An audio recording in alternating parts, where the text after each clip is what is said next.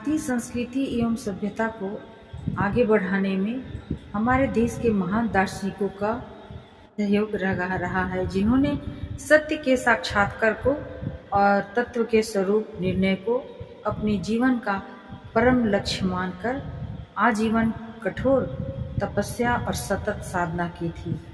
याज्ञवल्क्य, गौतम, अक्षपाद, जैमिनी, कपिल, पतंजलि, शंकर कुमारेल, रामानुज प्रभृति महान मनीषियों को परंपरा ने भारतीय संस्कृति को आध्यात्मिकता से उत्पोत कर दिया। इन तत्ववेत्ताओं ने मानव जीवन के चरम लक्ष्यों का स्वरूप निर्धारित किया और पुरुषार्थ प्राप्ति के साधनों की व्याख्या की, धर्म का स्पष्ट स्वरूप निर्धारित किया, व्यक्ति एवं समष्टि के संबंध की विवेचना की, मोक्ष का सम्यक निर्धारण किया तथा विश्व के आदि अंत का चिंतन किया। नमस्कार मित्रों, आज मैं इन्हीं महान दार्शनिकों में से एक स्वामी रामतीर्थ की चर्चा करने जा रही हूँ। जीवनमुख भारतीय दर्शन के मूल सिद्धांतों से भारतीय संस्कृति अनुप्राणित और संचारित होती रही है। इसी कारण वह विश्व की अन्य संस्कृतियों की अपेक्षा महान मानी जाती है। स्वामी रामतीर्थ इन्हीं महान भारतीय दार्शनिकों की पुराचीन परंपरा को अर्वाचीन जीवन से संबद्ध करते हैं। उन्होंने चेतनाहीन पराधीन भारत को एक अपूर्व प्रकाश एवं प्रेरणा दी थी, जिसके फलस्वरूप शताब्दियों का अंधकार जागृति के प्रकाश में विलीन हो गया। स्वामी रामतीर्थ का जन्म महाकवि तुलसीदास के गोसाई वंश में दीपमालिका के दूसरे दिन बुधवार 22 अक्टूबर 1873 को गुजरानवाला, जो पंजाब के मुरली बाबा नामक ग्राम में हुआ था। ज्योतिषियों ने भविष्यवाणी की थी कि यह बालक आगे चलकर प्रतिभावान व्यक्ति होगा, धर्म का संस्थापक होगा, विदेशों में भ्रमण करेगा और 33वें वर्ष में जल संकट से जीवन समाप्त कर देगा। उनके जीवन में यह बातें अक्षरशः सत्य साबित हुई। अभी राम 2 वर्ष के भी नहीं हुए थे कि उनके पिता ने पंडित रामचंद्र की सुपुत्री से इनका विवाह निश्चित कर दिया। 10वें वर्ष में विवाह भी कर दिया गया। 5 वर्ष की अवस्था में राम ने विद्याभ्यास प्रारंभ कर दिया और सन 1888 में उन्होंने पंजाब विश्वविद्यालय से मैट्रिक की परीक्षा पास की। इसके बाद स्वामी मिशन कॉलेज लाहौर में प्रविष्ट हुए और 1890 में एफए की परीक्षा में प्रथम श्रेणी में उत्तीर्ण हुए। 1892 में राम ने बीए की परीक्षा में पुनः प्रथम स्थान प्राप्त किया। 1895 में 20 वर्ष की अवस्था में उन्होंने गणित शास्त्र लेकर प्रथम श्रेणी में एमए पास कर लिया। स्वामी रामतीर्थ प्रारंभ से ही भगवत गीता में आस्था रखते थे। शारदा मठ के शंकराचार्य स्वामी राजेश्वर तीर्थ के संपर्क से वेदांत की ओर इनका झुकाव हुआ।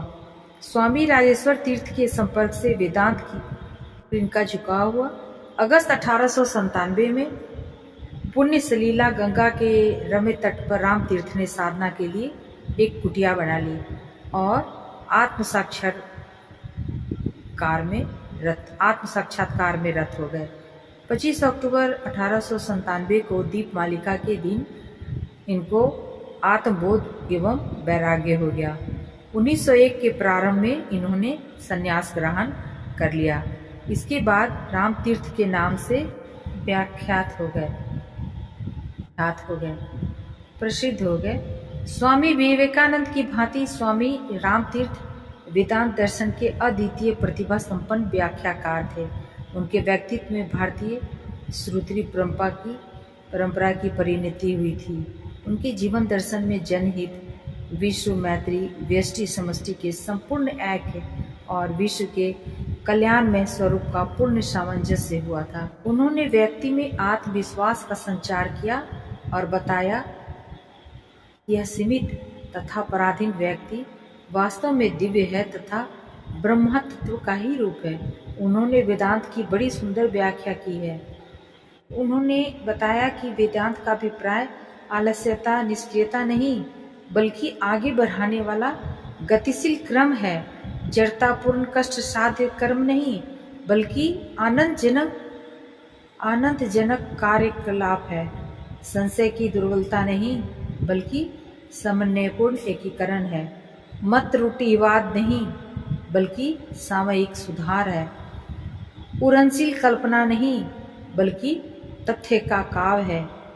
जीवनहीन श्रुति उद्धरण नहीं, बल्कि वास्तविक साक्षात्कार है। वेदांत के परम लक्ष्य की प्राप्ति के लिए हिमालय की शरण लेने की आवश्यकता नहीं है, क्योंकि वह अपने स्थान पर रहकर ही व्यष्टि और समष्टि की तात्विक एकता का हृदय से अनुभव करके आत्म तथा समस्त जन के कल्याण साधन के द्वारा ही संभव है। इसी प्रकार समाजवाद तथा लोकतंत्र का वेदांत के साथ इन्होंने सुंदर सामंजस्य स्थापित किया है। इन्होंने बताया कि लोकतंत्र तथा समाजवाद व्यक्ति की स्वतंत्रता की रक्षा करते हुए व्यक्ति भेद एवं वर्ग भेद का उन्मूलन कर देना चाहते हैं। उनका कहना है कि प्रत्येक व्यक्ति इस दृष्टि से समान रूप से महत्वपूर्ण है और दूसरे को साधन बनाकर आत्महित का साधन रोकना समाजवाद का मुख्य लक्ष्य है।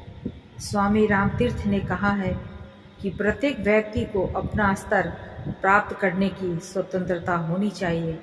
व्यक्ति का सिर चाहे कितना ही ऊंचा हो, किंतु उसके पैर धरती पे होने चाहिए, दूसरे के कंधे पर या गले पर नहीं, चाहे वह व्यक्ति निर्बल और विरोधहीन की भावना क्यों न हो। समाजवाद वर्ग भेद मिटाकर व्यक्ति साम्य स्थापित करना चाहता है। इस कारण उसका नारा है कि अनावश्यक धन संग्रह दे, अधिकार संग्रह त्याज्य है।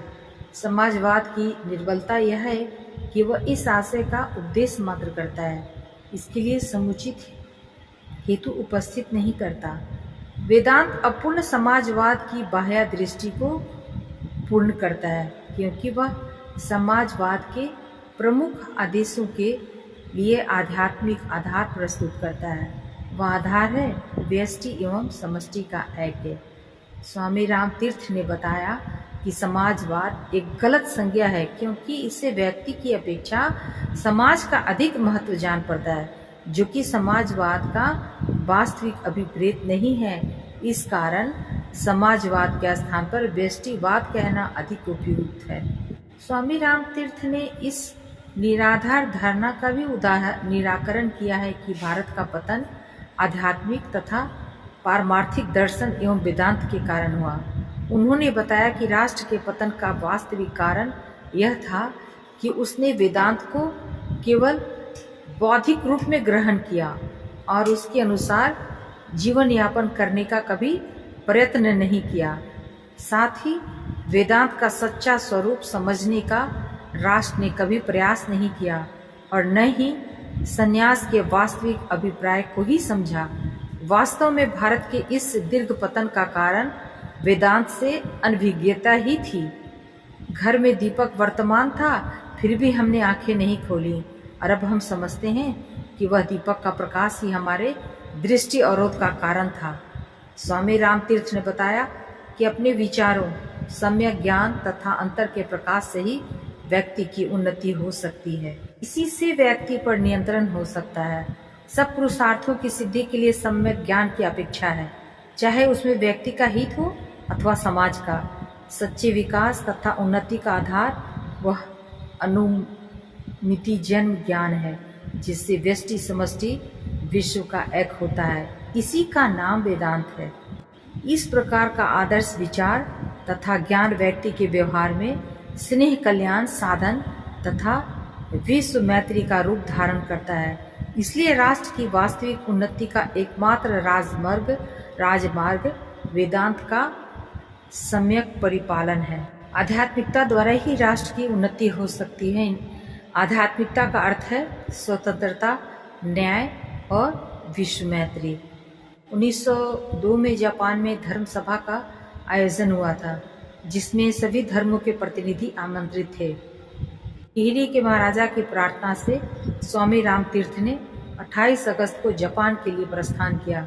वहाँ टोक्यो कॉलेज में सफलता की कुंजी नाम से स्वामी जी ने अत्यंत प्रभावशाली भाषण दिया था, जिसने श्रोताओं को मंत्रमुग्ध कर दिया था।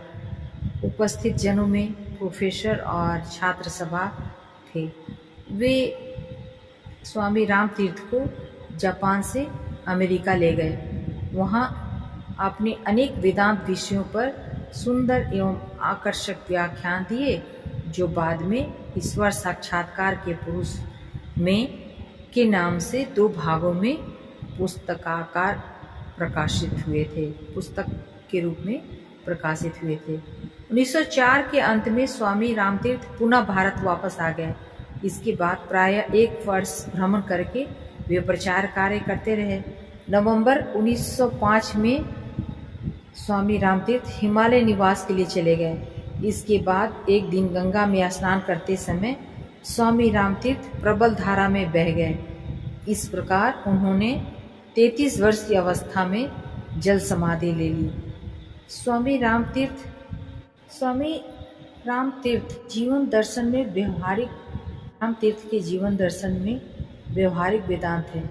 वास्तव में स्वामी रामतीर्थ भारत के उन महान दार्शनिकों में थे जिन्होंने अपनी आध्यात्मिकता के प्रकाश से राष्ट्र को ज्योति कर दिया।